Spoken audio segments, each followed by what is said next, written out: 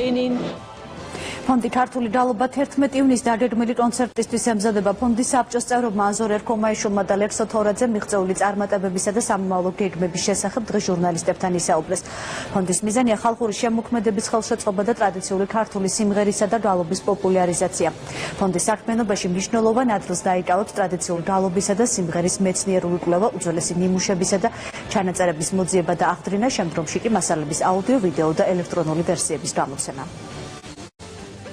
საქართველოს კათოლიკოს პატრიარქის უწმინდესისა და უნეტარესის ილია მეორის ლოცვა-კურთხევით დაფუძნდა ფონდი ქართული გალობა, რომლის სულისჩამდგმელი, დამფუძნებელი და ხელმძღვანელი გახლავთ ბიზნესმენი ბატონი ვანო ჩხარტიშვილი. ამ ფონდის მიზნები არის ძირითადად ქართული ხალხური შემოქმედების მხარდაჭერა.